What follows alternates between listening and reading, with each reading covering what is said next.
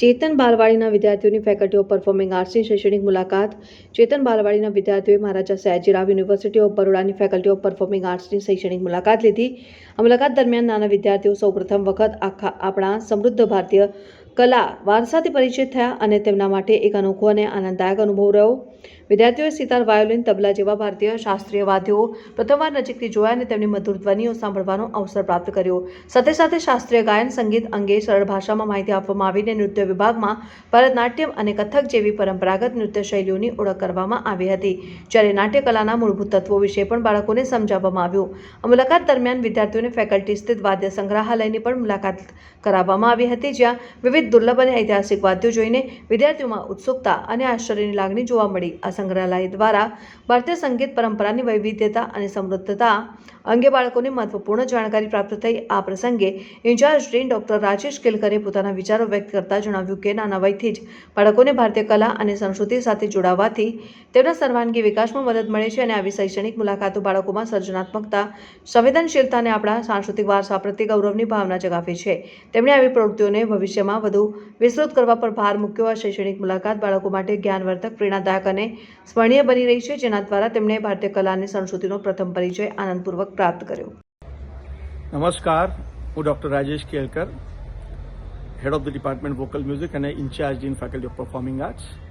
આજે ચેતન બાલવાડીના અનેક વિદ્યાર્થીઓ આપણી ફેકલ્ટી ઓફ પરફોર્મિંગ આર્ટ્સ ખાતે આપણી કલા અને સંસ્કૃતિનો જે વારસો છે એના વિશે માહિતી મેળવવા આવ્યા હતા. અમારી ફેકલ્ટીમાં 5 પ્રમુખ વિભાગ છે: ગાયન વિભાગ, વાદ્ય સંગીત વિભાગ જેમાં સિતાર અને વાયોલિન, તબલા વિભાગ, ડાન્સ વિભાગ, નૃત્ય વિભાગ જેમાં કથક અને ભરતનાટ્યમ, અને નાટ્ય વિભાગ. આપણી જે સાંસ્કૃતિક ધરોહર છે, એવું કહેવાય છે કે જે તે દેશની સમૃદ્ધિ એના સમૃદ્ધ કલા વારસાના માધ્યમથી ઓળખાય છે.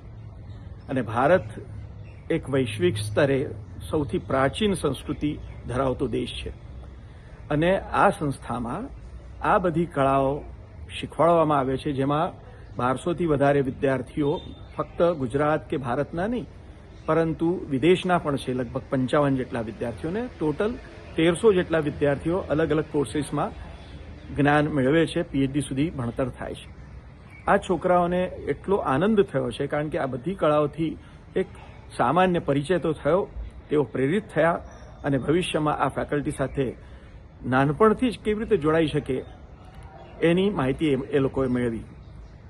વડોદરાના સંસ્કારી નગરીના નગરજનોને મારું એક નમ્ર નિવેદન છે કે આ ફેકલ્ટી એક એવું સ્થાન છે કે દિવસભરના તણાવથી દૂર રહેવા માટે અને એક સરસ મજાના વાતાવરણમાં કલાઓનું જ્ઞાન મેળવવા માટેનું એક સુંદર સ્થળ છે. કદાચ તમે કોઈ કોર્સીસમાં એડમિશન ના પણ લો, પરંતુ અહીંયા આવીને એક સાંસ્કૃતિક વાતાવરણનો આનંદ મેળવો, લાહો મેળવો, એ તમારા વ્યક્તિત્વ માટે, મનની શાંતિ માટે અને એકંદરે શારીરિક માનસિક સ્વાસ્થ્ય માટે બહુ જ આવશ્યક છે. આ રીતે પધારશો તે અમને ગમશે. ધન્યવાદ.